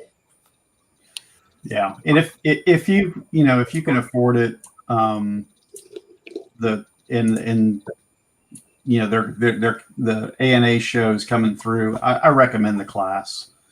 You get to know people. A lot of times they'll have people that you might even recognize from some of the ANA material, big names that might even be teaching the class. Not always, but some of them, they'll teach the class, and you learn a lot, and they do a pretty good job of teaching you some basic series, and even some gold at the very end on how to grade. And everything's, every metal's graded differently. Every series is graded differently. So I recommend that class if you don't mind spending a little bit of money on it. It's a good investment. Yep. Okay. Chris Rhodes said my quarter is double struck through a drop letter. Can someone explain what that is? Well, with the double struck and a drop letter, you're actually looking at two different things that are on the same coin. That's all I got on that. I'm downloading. Double struck can be interpreted a couple different ways. Is it double struck where you have the one primary strike and then the second strike is way off center? Is it a double struck where it's in collar and just rotated, or did it flip over? I don't think. Captain Jigga, was this posted on the Q&A Facebook group at all? I didn't remember seeing it on there, but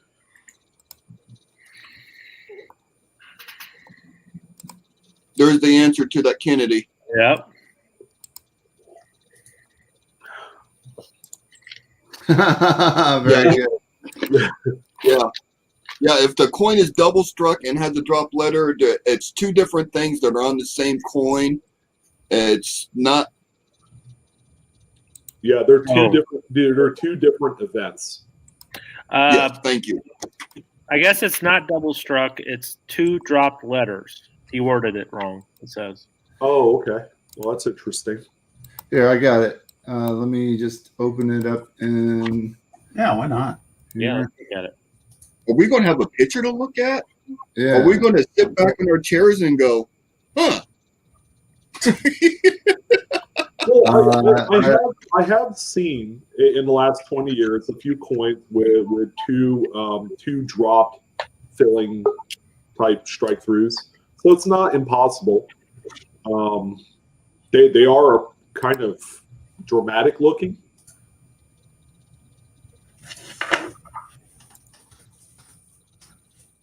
Cool. Look at that. That is cool. Wow. Well, I take it that's the G, right? Yeah, the G one. And what's the other one? A T, maybe? I think it's a T, yeah.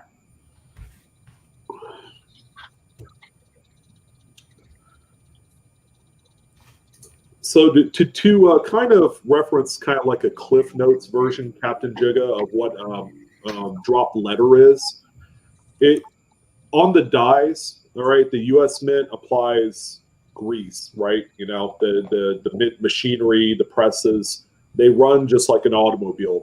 They're subjected to wear and tear all the time. You need to grease the wheels a little bit. So they'll apply grease to the dies to help the movement of the hammer die and make it flow, easier. The actual devices on the die will sometimes fill up with that grease, and it hardens with all sorts of other debris like metal shavings and all that stuff, and it gets stuck in the die. And that's how you find coins these days. Like, look at the word or the letter N, and in God we trust. That's actually a byproduct. I think it's an I. Is it an I? Or is it a T? Maybe it's the I. Well, the I is still filled. As you can see, it's struck through. So it's not that. That is still filled on the die. It would have to be one of the other letters in the motto, I think the T, that had fallen out of the die. So it's a hardened piece of, like a molded piece of grease that filled into that letter, that device, that eventually shakes free and falls. Where it falls is anybody's guess, But obviously, in this particular event, the grease fillings had fallen onto the planchet before it was struck. So it's a very quick process. It's not something that you could sit there and actually watch it physically do, because the coins are being minted at a rapid succession. So this is a very rare occurrence where you actually have two hardened pieces of grease fall out of a few devices on that coin and drop onto the planchet, or the die rather, fall on the planchet, and then it's struck through the hardened grease and debris. What What year is this? Which one is this? Let's see. In God We Rust, isn't that 2007?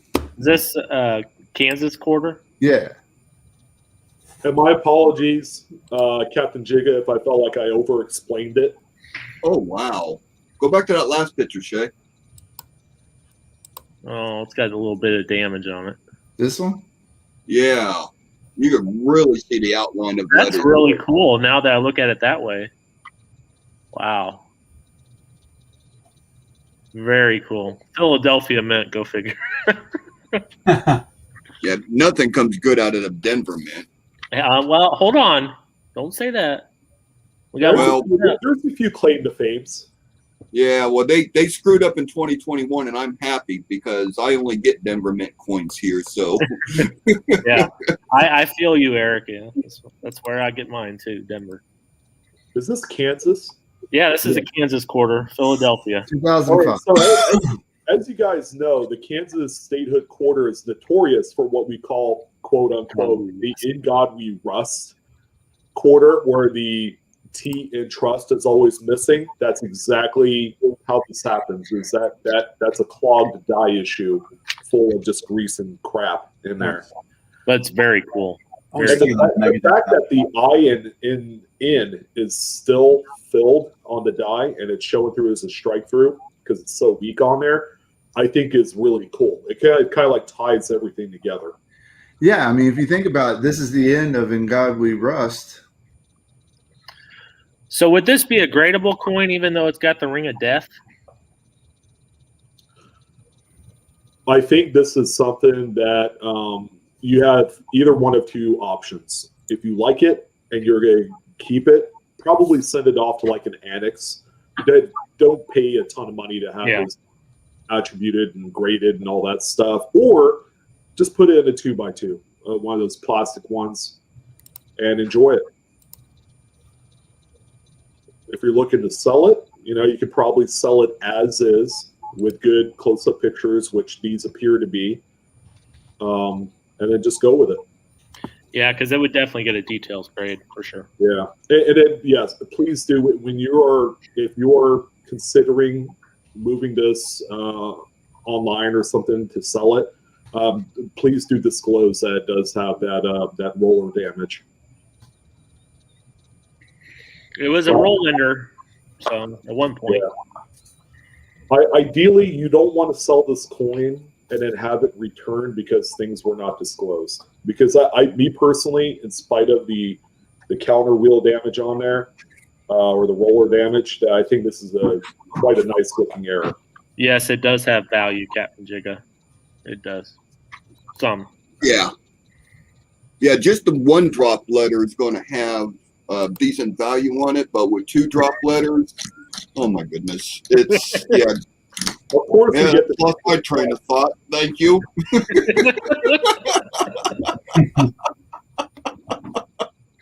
Yeah, with two drop letters on it, yeah, there's going to be a pretty good value on that, just because the fact that there's two drop letters on it.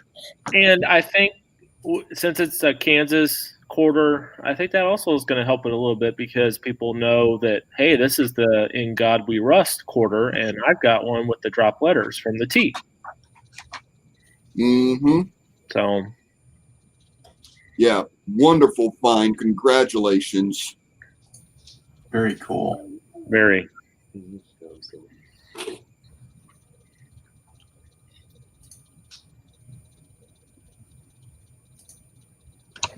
Evening, everybody. Carl's here. You're here. Oh, Finally. Carl came back.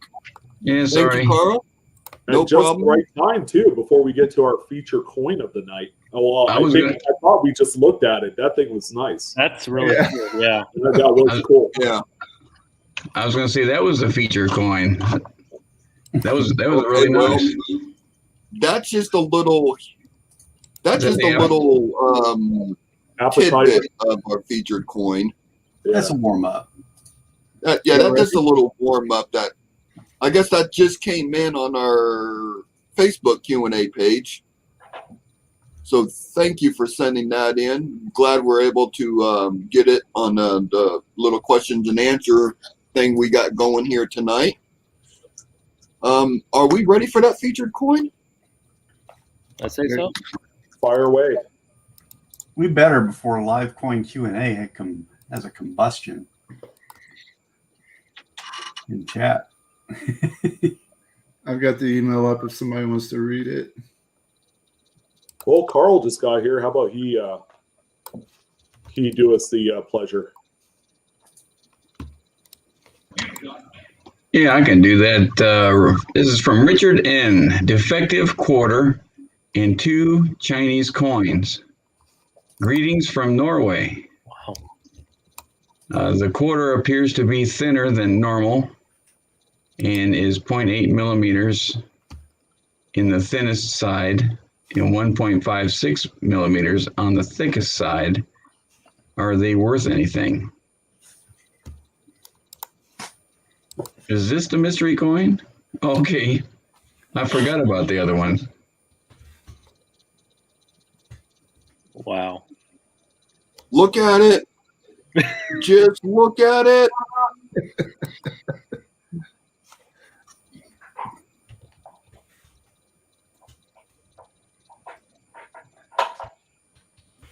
I love the fact that he got his calipers out and got accurate measurements. Measurements of the thickness, diameter, weight. That tells us a lot about coins and what error or variety it could be. So thank you for sending that information in with it. The picture tells it all. Yeah. I guess the first thing is, well, it's not a quarter. Or is it? Well, kinda. It's a 75-cent piece. Yeah, maybe 35 cents, 45 cents. Yeah. For the Chinese coins, let's get that out of the way. You can go to NumisMedia.com and do some research on those. I don't know a whole lot about those, but this one we've got a Franklin $50 on a quarter planchet. Very, very nice. Now the question is, did you look for the Bugs Bunny? Yeah, and you can't get in close enough to see it. So that one is going to be in the nose if it has it. Wouldn't that be cool? Yeah, yeah, That'd just be a double whammy on it. yeah. Yeah. 53 Kennedy struck on a corner planchet. Or is it a planket? And Oh my! and it's a Denver mint coin. So Sorry, I had to throw that out there.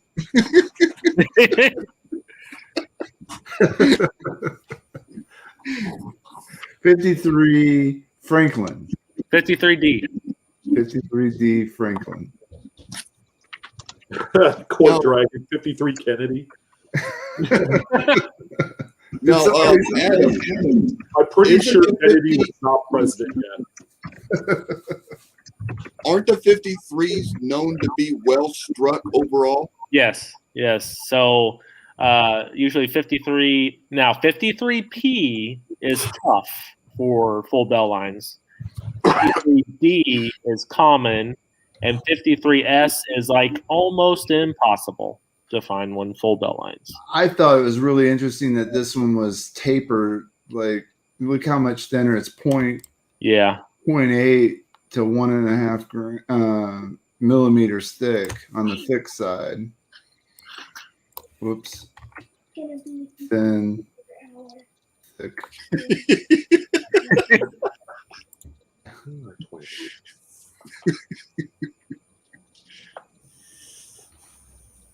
And I'm really sad about this metal being on the coin here.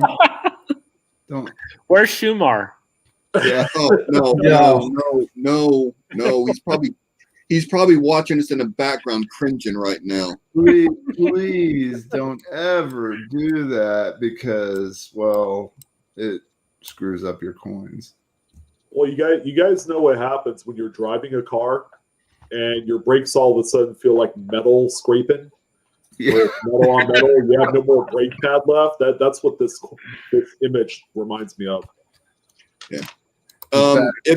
If you do have a set of digital calipers, you can put a piece of the blue painter's tape on each side, close them, and then calibrate it to 0. And then that will give you some type of little cushion between metal and metal. Look, it's all gone. Don't even have It's all gone anymore. It's all gone. Well, at least it doesn't have that brick background to it.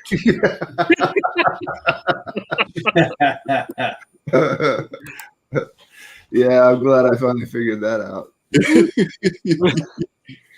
Beautiful, great find. We talked about the darkness on the coin. Maybe it was possibly in a fire that gave that little dark ring around the edges.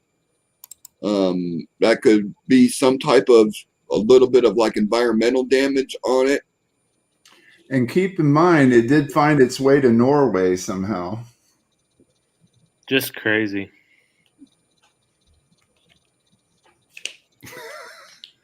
Yeah, I'm actually seeing a lot of our coins overseas for some reason. Well, that's because you could get coins at Norway banks and you can't get coins in the U.S. banks.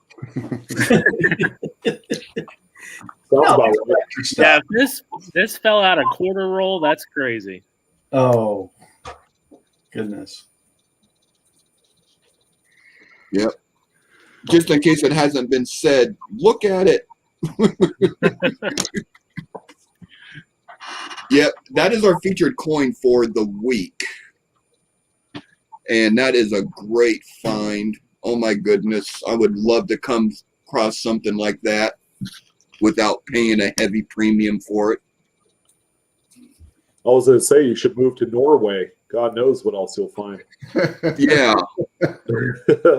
And it's got some significant value too. If it's in mid-state, which I don't know if that's mint-state. It doesn't look like it to me. I don't think so either. There's a lot of wear. Yeah. On the highest points of the it looks more like an XF, maybe AU. 40, 45, Yeah. 45, 50, somewhere around there. So, I mean, it still has some value for sure. Definitely. Oh, yeah. Just the provenance of the coin is going to bring the value up. Condition, yeah, that means a lot, but there'll be a lot of collectors that are going to pay for something like that in any condition just because of what it is. That's right, Eddie. Yeah, you're correct.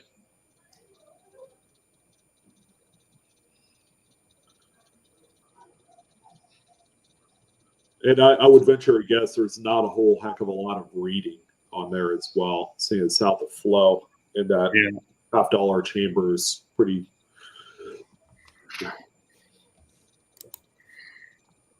That's like that. How many arcade games has that been used in? There we go.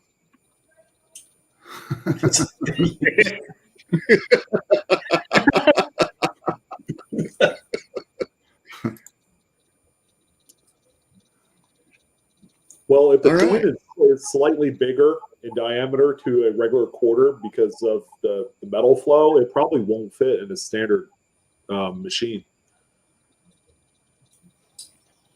I Well, told that's you all we we had got. something huge. That's all we got for tonight.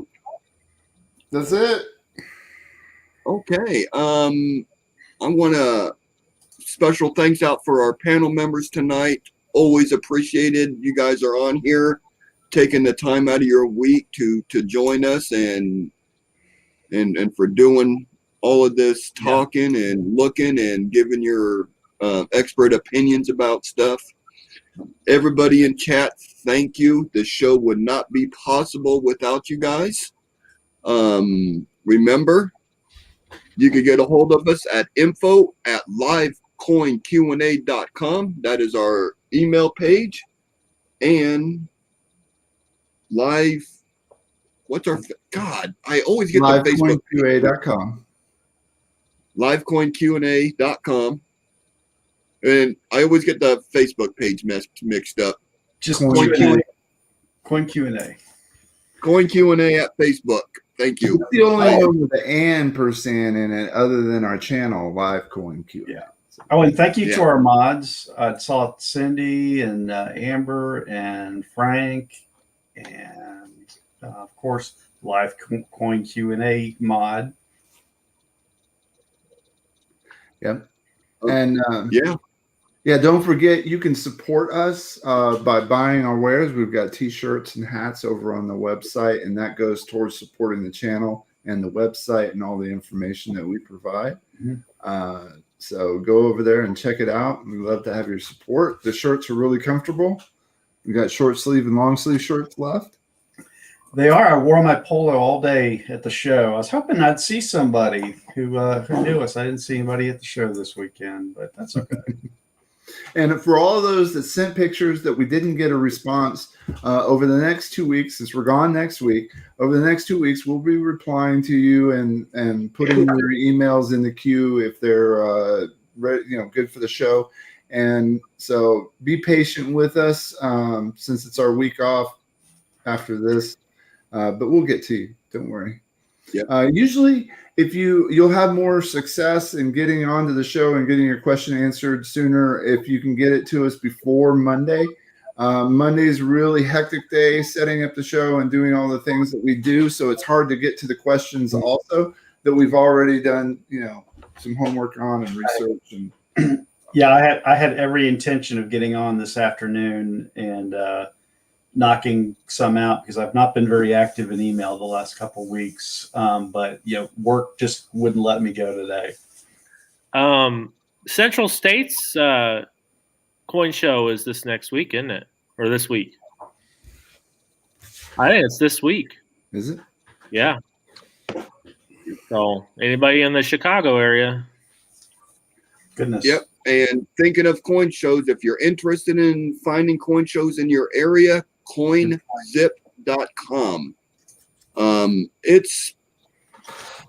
It's pretty good on being updated with current coin shows in your area. Just pick on the state that you're in and it will bring up everything that's been posted for it. So that's all I got. Any final comments from our panel members tonight? No. Take care. One other thing, and this is kind of like minor because of the whole Peace Morgan Dollar commemorative coming up in a month.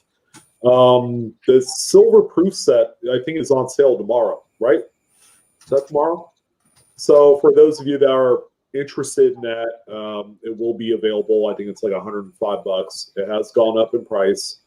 And it's kind of produced on demand. So there's no finite amount that they've set for the silver proof set, but it will be available for those interested parties. So you don't need to jump on there right away. They will always be available. Nice. And that's it. Good. All right. Keep on. Remember, next week is our bye week. We'll be back the following week, which is going to be, I have no idea. April. May 3rd. What the month after April? May 3rd. I'm like January, February, March, April, May. There we go. Yeah, we'll be back May 3rd. y'all have a good couple weeks. We're going to enjoy our little bit of a time off, and we're going to keep on pressing down the road. So thank you all very much for showing in. Thank you all for the support. Thank you, panel members, chat mods, and our chat watchers, YouTube watchers. Y'all have a good week. Take care of yourself. Be good to each other. We are out. Good night. Later. Night.